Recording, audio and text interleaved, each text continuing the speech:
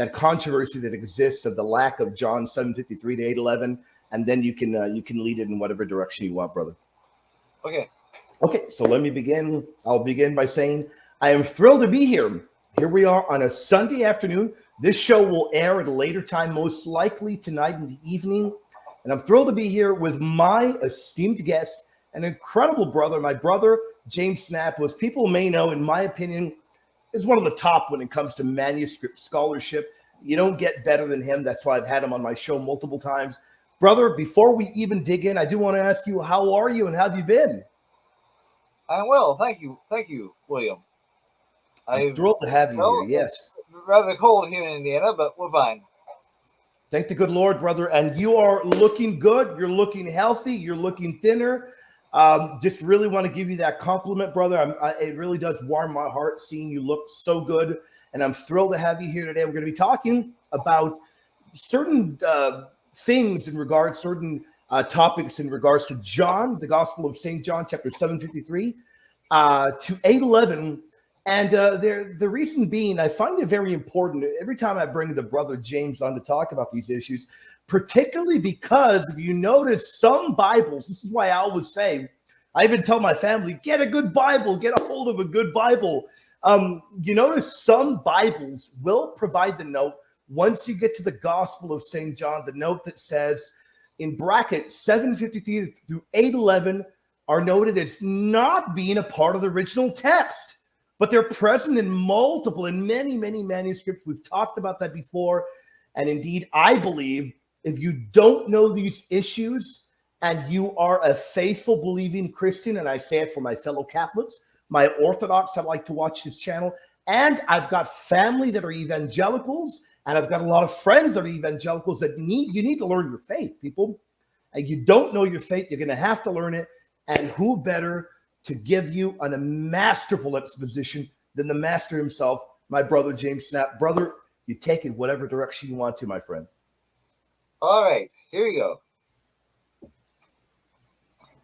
As you saw in the note that William just presented, the New King James has a note that says that the passage we're looking at today is present in about 900 manuscripts. Now, excuse me while I look to see what that note is in my copy. Yeah, not a problem, brother. You take your time. This is either which way, this kind of information, people realize that this information you're getting is top-notch information. I tell the audience all the time, I don't present anything on my channel unless I believe it is elite material, and this is material you've got to know. Yes, as we just saw, the New King James Version that was brought out in 1982 says these verses are present in over 900 manuscripts.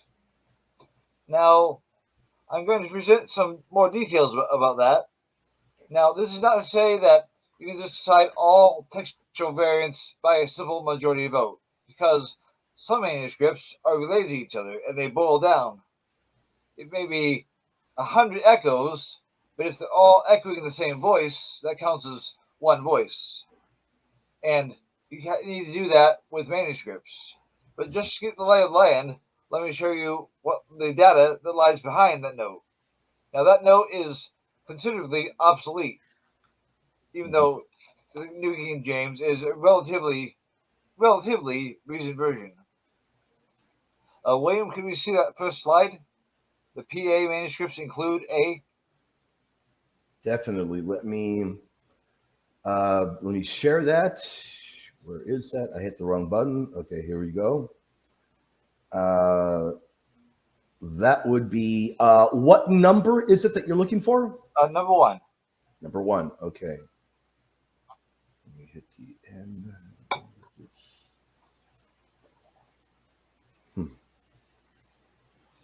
Seem to have run into a little bit of a snag. Give me 1 second. Oh, okay. I see where I went wrong. Okay. So let's get K. Don't worry, I'll edit out this dead time. Okay.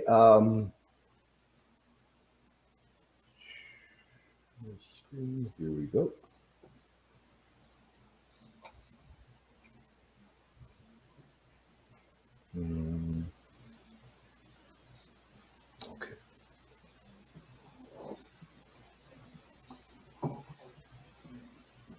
There we go. Okay. Would it be WA01? Yes. Wonderful. Here we go. Right here. Yes. Yes, William, you are WA, and the slide is for you. This is the program happening right now. So let's open that slide. We'll get some idea of how many manuscripts do have some form or another of John 7:53 to 8 verse 11. Wow. Whoa, that's a lot. Well, yes, it's a lot more than 900. Can you enlarge it? Yeah, definitely. So it on my end it is enlarged. I wonder if it's showing. Not on screen. Let me see. Let me let me try to do that again. Let me see. Well, as you're looking, I'll go ahead. How about that there? Yes, there we go. There we go. Here is some of the Greek manuscripts. Now, these are the Greek copies. There are thousands more in Latin. But these are the Greek manuscripts that support the inclusion of John 7:53 to 8:11. Understand that with some of the earlier manuscripts, they might be damaged. They might be missing a corner of the page or more, but they have enough to show that when the manuscript was first seen, it contained this passage. These include Codex D, which is an early manuscript from about the year 400, or at least that's where it is. That's the year it's assigned to today. I would date it around 500, but either way, it is a testimony to a very early text. So here you get some idea of the Greek manuscripts that support the inclusion of John 7:53 through 8:11. However, there are more. This page here does not contain them all. William, can you see the second slide? Absolutely. Not a problem at all. We will look at the second one, which would be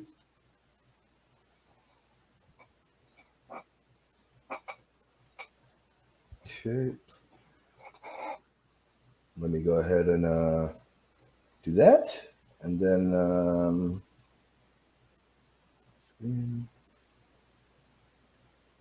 here we go. Yes.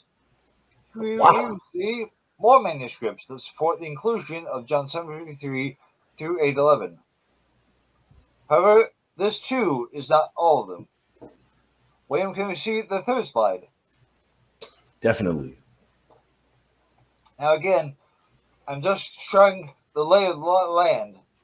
We haven't come to explain the mechanism that's behind the absence of just the passages yet. But just to show you, because usually all you see is the footnote. So here we see what manuscripts are there. Okay, now we come to the total. Now this does not include lectionaries. This is just continuous text manuscripts of the Gospels. There are a total of 1,503. Now, I'm not the one that did the research to acquire all of these.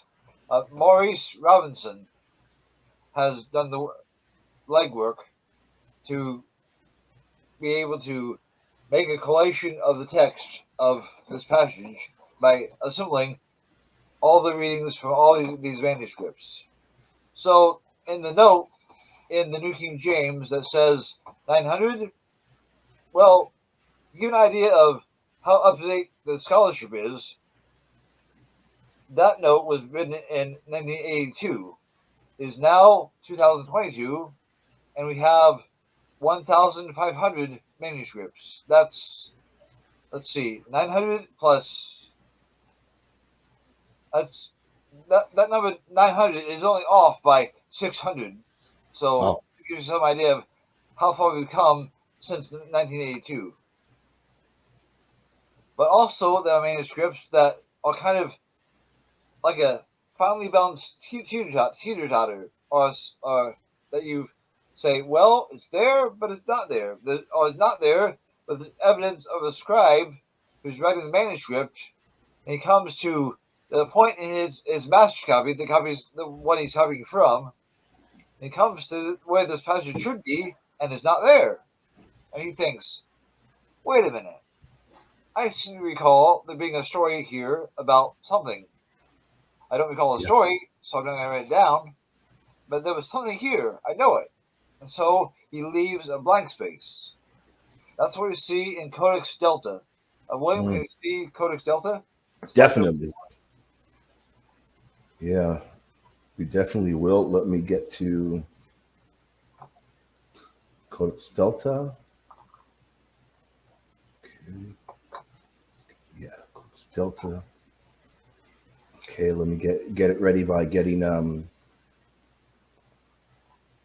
Okay, while you're getting that, I will also point out that Bruce Metzger, in his textual commentary, made a note that we don't have comments on this passage from the early Greek writers. Now, somehow, in between what Metzger said and what others have said, that word Greek got missing. So we have claims being passed out there by Dana Wallace and D.A. Carson that say nobody in the early church ever quoted this passage or referred to it. But that claim is false. D.A. Carson and Dana Wallace need to go back and redo their work and unteach the false things they taught, because many early church fathers refer to this passage, including Ambrose, Augustine. In our previous session, William, we went over quite a few of them. We sure did.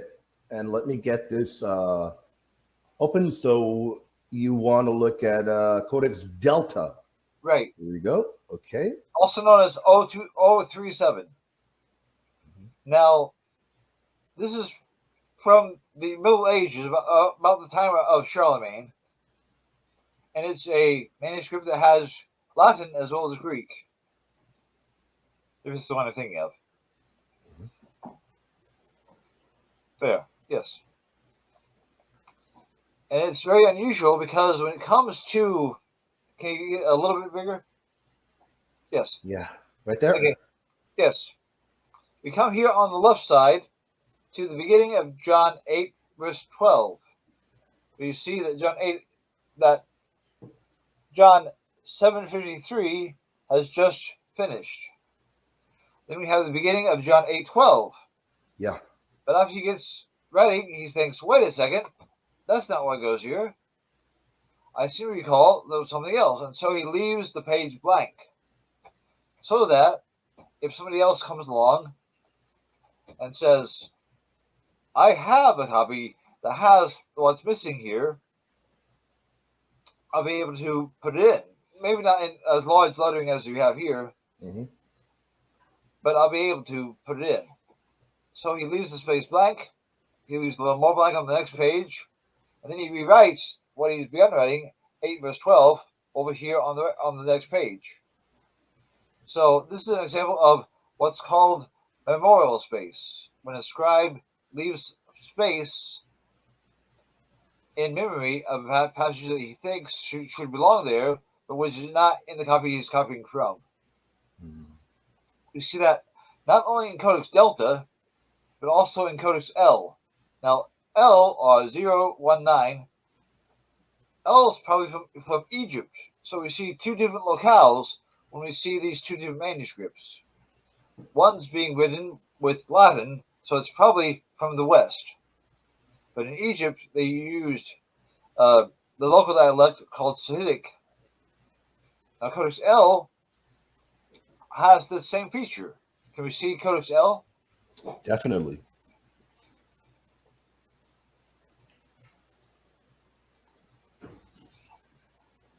Okay, let me get Codex. Yes. Now, Codex L was a notable manuscript. It's just the Gospels. It's not the whole New Testament. It's the Gospels. But it shows us what the text was like in about the year 700. And here we see John 7:52 end. Then comes a blank space. Somebody made a little doodle down the bottom of it. But on the next page and the next column, because they left a whole column blank and then some. And then John 8:12 begins here in the final column.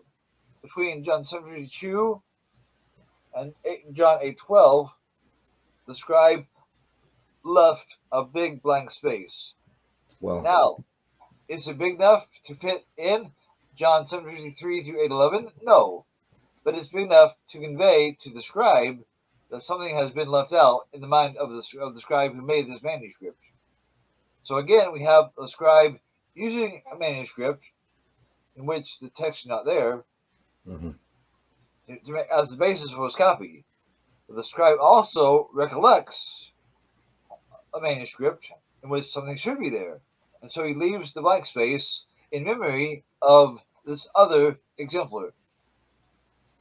So that happens twice in Codex Delta and Codex 019. Now we've seen a list of the manuscripts that have, in one form or another, John 7:53 through 8:11. Now let's see the ones that don't. Now these will be at the beginning what are called Alexandrian manuscripts, like the early papyri, Codex Vaticanus, Codex Sinaiticus, etc. Now, people often ask, why are there no early Byzantine manuscripts, like from before the 300s? Well, there are two reasons. Number one, the Roman Empire had a policy.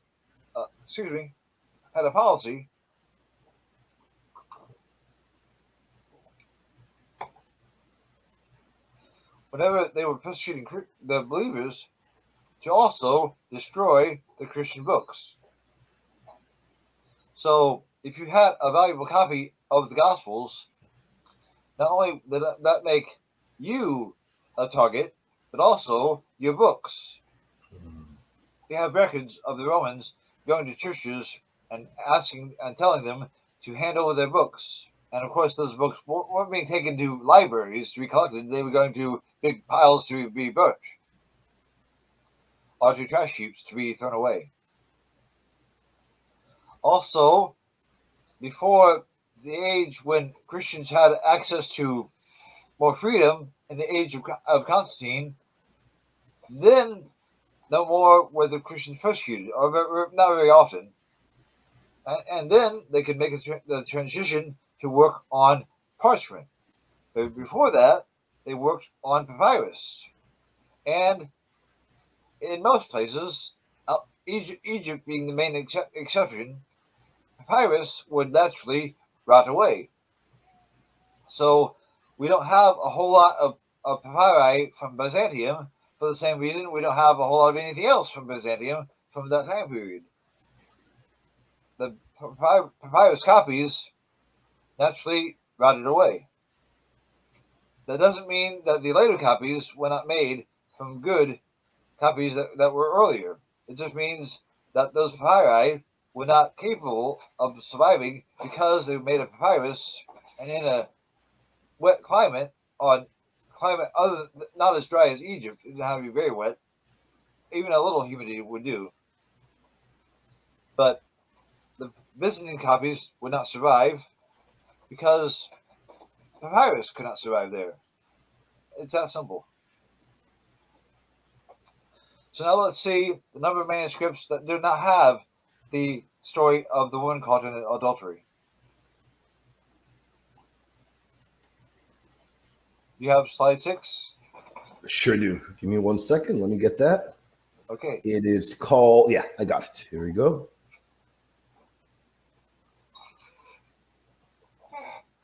Excuse me, I need to go attend to my cat. I'll be right back. Not a problem at all, brother. No problem. Definitely.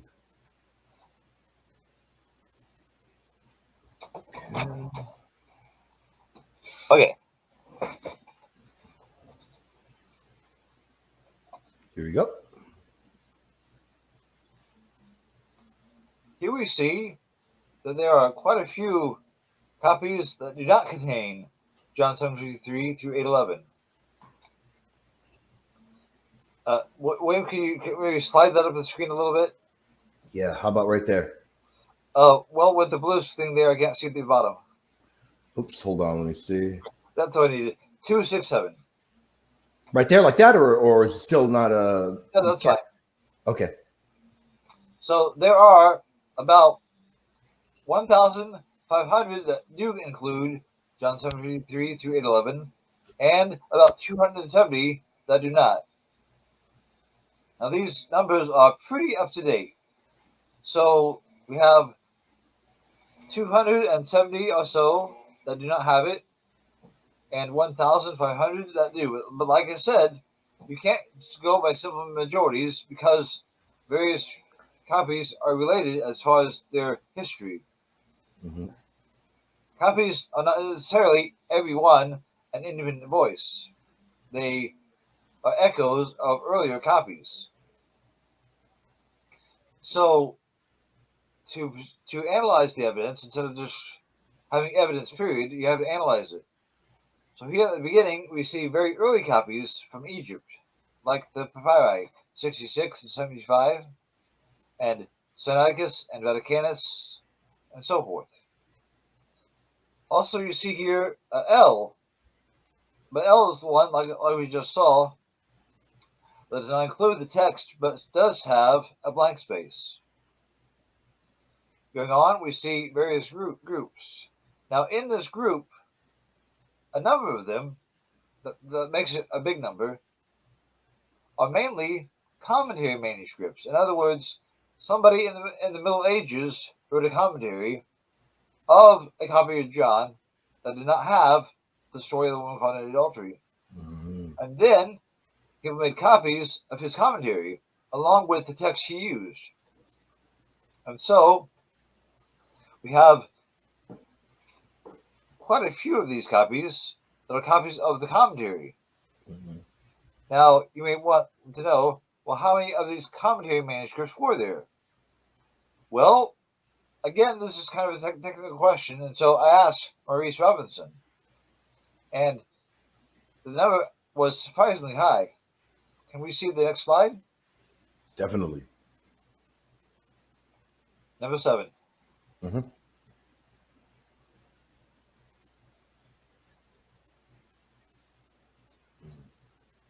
Oops, let me reload this. Give me 5 seconds. Okay.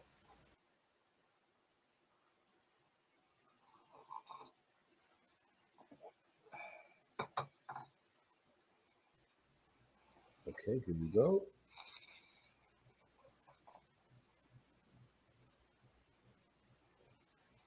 Slide 7. Okay.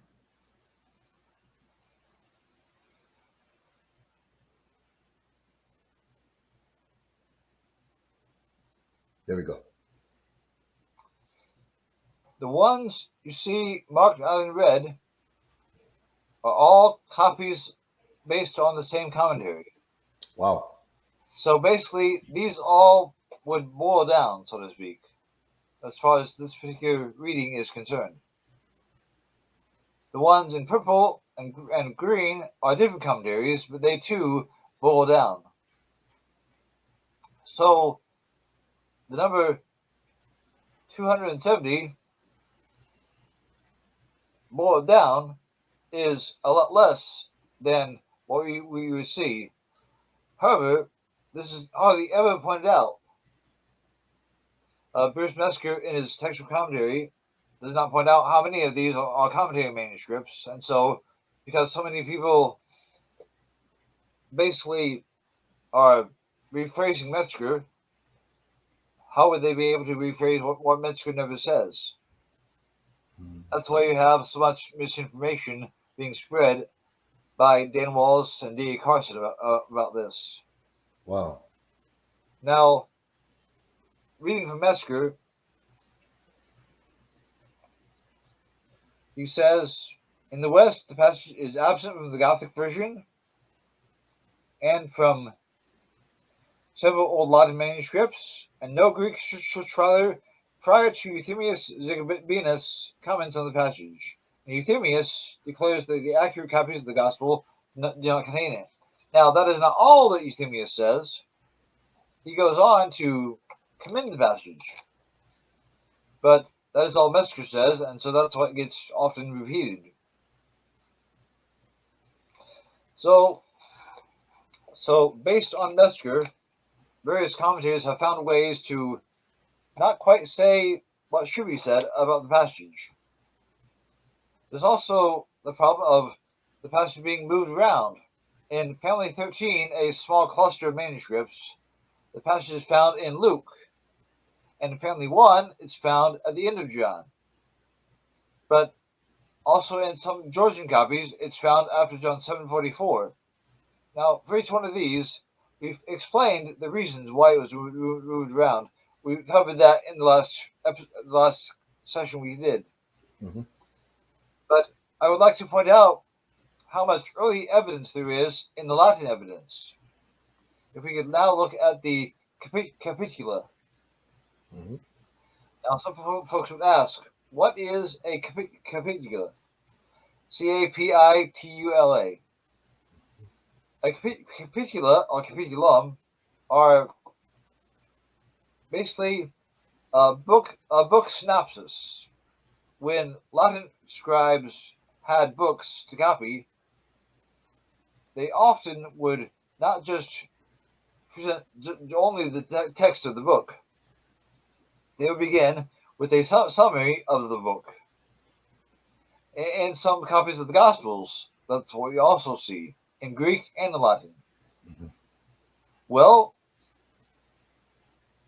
in the early Latin copies, we have these summaries in addition to the text of John.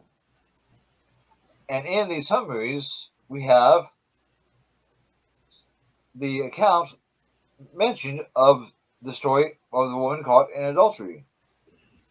Now, these are not easy to find, but if you were to look in a book by a guy named De Bruyn, that's Debruine, Yep. Back over a century ago, he dug up, and it had to be a whole lot of work for him, a whole lot of examples of how the old Latin books divided the book of John into chapters, and how they would describe each one of those chapters. Well, one of those arrangements was called the CY arrangement, or the CY Capitula. The reason why it's called CY is because it's considered either contemporary with or almost contemporary with the church father Cyprian, who was in the 200s, martyred around the year 258. Well, around his time, this, what you see on the screen here, this is part of the book summaries collection that was circulated in his own time. Now, not this copy itself. This is a later copy. But the idea is this copy is an echo of one that was extant in his time. So, if people were to say, well, the copies that don't have it are ancient, they're from the 300s, like Vaticanus and Sinaiticus. Well, the Capitula of the Old Latin are older. They're from the 200s. That's as old as Papyrus 75. So, as far as time range goes, in Egypt you have the advantage of the dry climate, but even without the dry climate involved, you have elsewhere the story of the woman called in adultery being used in a text that's in use either in the days of Cyprian or very shortly afterwards, as exemplified in this Capitula. So, wow. This evidence, I don't think Metzger ever mentioned it, but it should definitely be mentioned. But there's another factor to consider, which is everyone wants to know, well, if these 12 verses are original, why don't all the manuscripts have them? And that brings up the hyperbole symbol. So now let's turn to slide 9 and begin to get to the bottom of how did this passage go missing? Who would take out such a beautiful passage? Now, by the 400s, Augustine thought, well, I think it was not bad guys, even though Augustine wasn't afraid to blame the bad guys for a lot of things. Augustine said, it wasn't the bad guys, it was the good guys. Some of the Orthodox were scared that their wives, upon seeing how gracious Christ was for one who had committed adultery, would say, if they had committed adultery, would go to the husband. I'm paraphrasing it, but it's this idea that if they committed adultery, they would be able to go to the husband and say, hey, honey, I've committed adultery, but I should be forgiven. And they would use this passage as a pretense to say, why can't you forgive me? Look at what Jesus did. And so Augustine said, perhaps some people took it out for this reason. I think Augustine was guessing. I think this other mechanism explains it much more clearly, because at the beginning of the story, there are 3 verses, John 7:53, John 8:1, and John 8:2, which have nothing to do with the woman caught in adultery. It just set the stage. However, as you can see here in manuscript 2404, which is at the University of Chicago in the Goodspeed manuscript collection, you can see very clearly, if you zoom in on it, you see, you'll see here the symbol. It looks like a U and then 2 T's and a letter B. See it? Yep. That is a hyperbole symbol. It simply means jump ahead. Sometimes it was abbreviated like this. Sometimes they would write the word out in full, not very often, but sometimes. But that's what it means, jump ahead. Because in the early church, they had feast days. And on the feast days, they designated specific passages to be read. Of course, these would correspond to the subject of what was being celebrated on that feast day. Like, say, at Christmas time, can you guess what passage would be read? It'd be from Matthew 2, about Christ, or from Luke 2, about the birth of Christ. And on Easter, it would be from the passage about the resurrection. And on Ascension Day, it would be about the passages that talk about the ascension, and so forth. Now, as time went on, and various leaders of the church died, days were assigned to honor them. So, all the way today, we have St. Peter's Day, St. John's Day, this or that Saint's Day, on to saints that are not mentioned in the Bible, but which are mentioned by our memories. So there would be, for instance, Saint Sergius and Bacchus, who are famous, but not in the Bible because they lived after the Bible events. But they would also have a feast day in what was known as the lectionary. But early on, they did not have a lectionary, but they would have a cycle of these readings. Well, the reading that was first assigned to Pentecost began at John 7:39 and went on to the end of the chapter.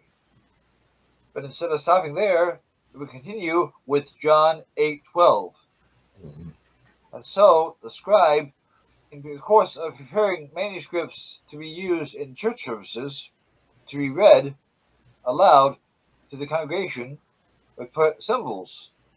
Say, on Pentecost, start here at the beginning of verse 39, read down to here. And we see PA 2404 again. Yep. Let me pop that up.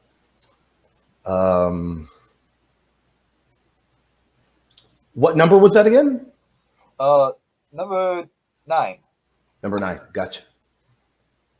There we go. So at John 7:39, they'd have a symbol that said, start here. And then they would go down to this point. Can you zoom it out? Yep. They're at the end of John 7:52. Then from that point, jump down. But you wouldn't jump down here. You would go on to the next page. You wouldn't resume until we came to another symbol, the arcal symbol, which means resume. But this manuscript was marked to say, this is the story of the adulteress. And those 4 dots there shows where that lection would begin. But the story of the adulteress, that lection for St. Pelagia's Day, that was for another day, not Pentecost. So that would be skipped. From John 7:52, the end of it, you would jump ahead until you found the arcal symbol, the resume symbol. And there you would pick it up. Can you now see slide 10? Yep. Incredible information. Let me pop that up. Slide number 10. There we go. Okay. Now, be aware, in America, most people don't use the old Greek lectionary system. Right. And most people don't read manuscripts. So they have very little understanding of how this works and what these symbols mean. But there in the second line, you see it written out, resume here. And here we have John 8:12. So the scribe who knew what he was doing would stop reading the lection for Pentecost at John 7:53, jump ahead, and finish reading John 8:12. And that was what a lector or reader who knew what he was doing, that's how he would read the lection for Pentecost. And there are hundreds of manuscripts like this that have these marks. But it has to start somewhere. Yep. If you go back and picture a scribe in Egypt when readings are just being assigned, and of course Pentecost would be one of the earliest feasts because that was the first feast of the church since there was a church. The church began on Pentecost. So with Pentecost being set apart to be a recognized feast day, that is the day of Pentecost, imagine what would happen if you have these symbols being put in the text. But their intent was to say, when you read this, skip from here to here. Skip from the end of John 7:52 to the beginning of John 8:12. That was the contours of the lection for Pentecost. So you wouldn't read the story of the woman caught in adultery or the 3 preceding verses. So you have these marks. But what if you were a non-Christian scribe who has no idea how the church is treating the text? As a disciplined scribe, you want to follow your instructions. And when you come to these instructions, you think you haven't been to church, that's for the Christians. You see these symbols in your master copy that say, jump from here to here. And so that is what you do. And thus, the scribe, without any malevolent intent, with the intent to make a good copy, he simply thinks he's following orders. He interprets these instructions that were meant for the lector, the reader, as if they're meant for him, the scribe. And that's why he jumps from the end of John 7:52 to the beginning of John 8:12. He thinks he's doing what he's supposed to do, as he's been told, jump from here to here. And so that is what he, the scribe, does. But that is how, in a single simple step, these verses disappeared. And this affected an entire line of transmission. Let's go ahead and see Codex E.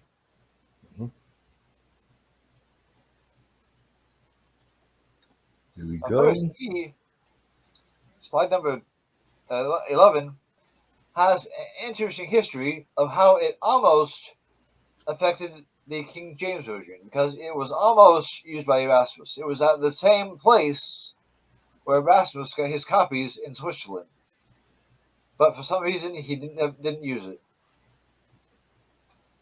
But you can see in Codex E, it has these asterisks alongside John 7. Can you zoom in on that? Definitely, right here. Okay. Yes. There you see the jump symbol at the end of John 7:52, and then asterisks all the way. Yeah, all the way from the beginning of John. There we go. So the asterisks aren't there to say we have doubt about it. The asterisks are there to say here is election for St. Pelagia's Day. That's another feast day. Her election was embedded in election for Pentecost. But to point out where her election is, that's why these asterisks are here. That's why that little cross is there for. Metzger often, and you often see this claim repeated about asterisk and abelai being put there to convey scrambled out. But if you know the election, and really Metzger, having studied the lectionary, should have known better. These scribal marks are there to say this is not election for Pentecost. This part is to be used for St. Pelagia's Day, which was October the 8th.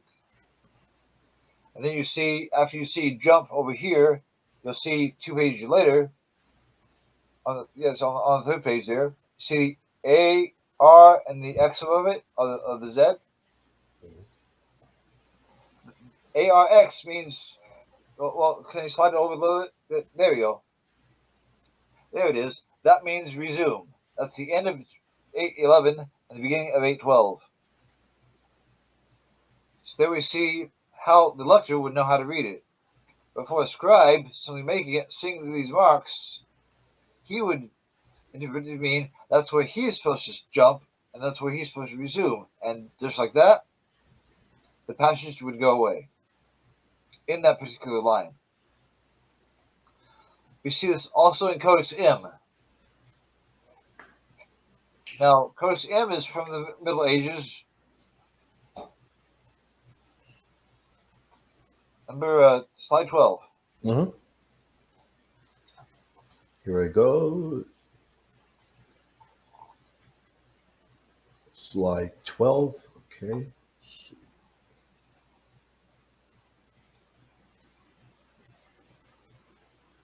There we are.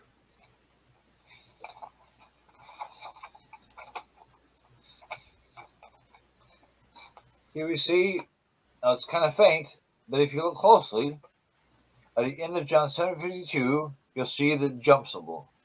Mm-hmm. And you see an asterisk there to show where the jump was made. But there it says jump ahead. So you can see how an early scribe who would misinterpret these symbols could skip all 12 verses. Mm-hmm. We see it again in Codex 1429. Now, 1429 is an interesting manuscript because this is one that was obtained by the Museum of Bible, but after they had realized where it came from, they have since returned it to Greece. Wow. So this is a manuscript that had been in Greece, but during World War I, it was basically kidnapped, if you can kidnap a manuscript, and eventually ended up at an auction, which the Museum of the Bible staff won. So in 1429, we have these symbols again, these asterisks. And once again, with 1429, And we could do this with dozens and dozens of manuscripts, but we just picked this one because it's a very good illustration of it. We see the same phenomenon. 1429, slide 13.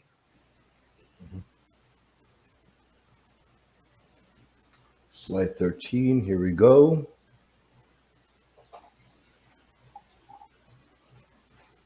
Okay, and oops, hit the wrong button. Okay, we'll get it in just a moment. Okay. There we go. There it is. All right. And here we have it. If you zoom in there on the first page, here we have the end of John 7:52. And what do we see? A jump symbol. That's where the asterisks begin. That's where, in the Pentecost lectionary, you would, in the Pentecost lecture rather, you would stop reading at the end of 7:52 and jump ahead. And then, if you zoom out again, the reader would find the resume symbol, and that's what we see in the other yellow circle. Yes. So here we have it being made clear to the lector to not read this on Pentecost. This is not the Pentecost reading. This is part of this is where St. Pelagia's lection would be found. So this is where you would resume reading. In the third line, where the capital letter is, that begins John 8:12. Again, Jesus spoke unto them. Now, when you see that little on the third line, where there's a line above two letters, I-S, that's the sacred name for Jesus. Oh, yeah. That's where it says, again, Jesus spoke to them. So that's where we begin John 8:12. So wow. You jump from here to there, from John 8:20-52, jump to resume over here at 8:12, and that's how. If you don't understand what this is for, if you were an early scribe in Egypt, thinking, "I'm gonna follow my instructions. I'm very careful. Nobody could accuse me of being too meticulous. I'm gonna do what I think I'm supposed to do." So you don't need a scribe to be evil. He's just being, well, we would say dense. All he did was misunderstand those instructions for the lector as if they were for him. And that's how these 12 verses went missing. There's one more manuscript I want to show. That's 1424. Now, this is another manuscript that came from Greece that ended up in Illinois. I'm pretty sure that it too has been returned to where it was taken from years ago. But in 1424, its evidence is a little harder to see. So, excuse me while I read it. Now, these details might not be as obvious as the others because the other was such a nice, clean copy, and this one is kind of dark. But in 142, and by the way, I have a blog post on my blog that goes into detail about what we see here. But in this manuscript, although the PA is not in text, it's added in the margin, and there's a note about it.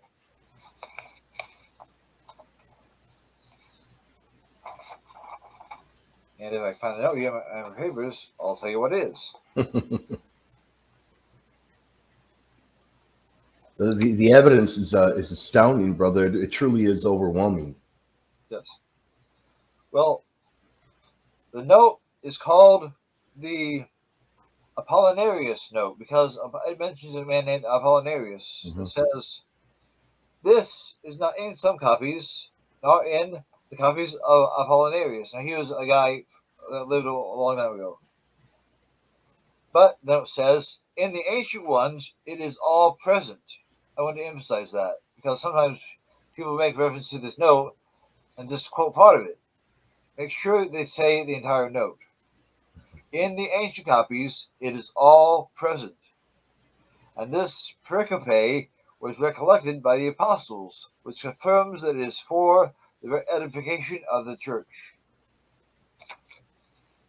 So, somebody, somewhere, realizing there was some question about whether this should be in the Bible or not, said, let's look in the ancient copies.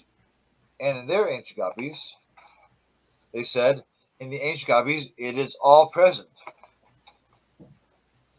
The same note that we see in 1424 is also found in 1187. You have 1187, that's slide 14. Sure do. 1187. There we go.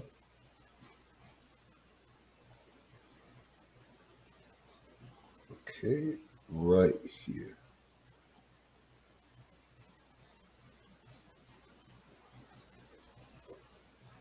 Yes. If you look down toward the bottom, there we see the same note. Now, we see the same note in 1424 that it's in 1187. Now, these are two manuscripts that today are very far away from each other. But at some point, they must have been echoing the same voice that was earlier. So, in a note that was earlier than both of them, the annotator who made that note said, we looked in our ancient copies. Now, these, we don't know how old they were, but this was a generation that was hundreds of years earlier than we are, definitely. Mm-hmm. So they said that in the ancient copy, it's all there, and this pericope was recollected by the apostles. Now, what they're referring to there in that note, they're referring to a bit of pseudepigrapha, a book that claimed to be written by the apostles, but was not. They're looking into what's called the Apostolic Constitutions, written about the year 380. Now, in the Apostolic Constitutions, book 224, there's a line, a passage that says, this was designed to prove that our Lord came to save sinners by repentance. And it had this sentence, this snippet. And when the elders had set another woman who had sinned before him, and left sins up to him, and had gone out, our Lord, the searcher of the hearts, inquired of her whether the elders had condemned her.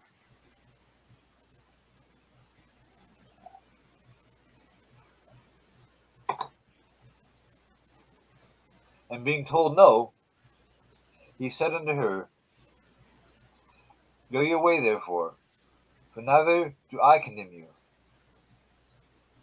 This Jesus, O ye bishops, our Savior, our King, and our God, ought to be set before you as your pattern.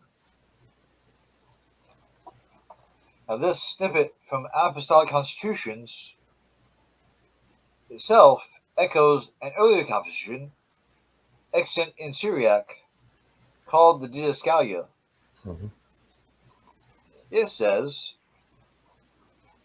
for if you receive not the one who repents, because you are merciless, you sin against the Lord God, because you obey not our Lord and God in acting as he acted.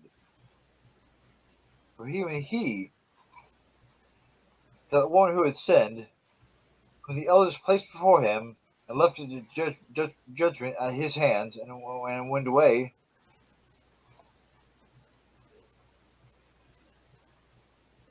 he asked and said to her, have the elders condemned thee, my daughter? She said to him, no, Lord. And our Savior said, go and return no more to do this, neither do I condemn thee. And again, the author closes as apostolic conclusions close, saying, "In this, therefore, let our Savior and King and God be to you a sign, O bishops." Now that text is from the first half of the 200s.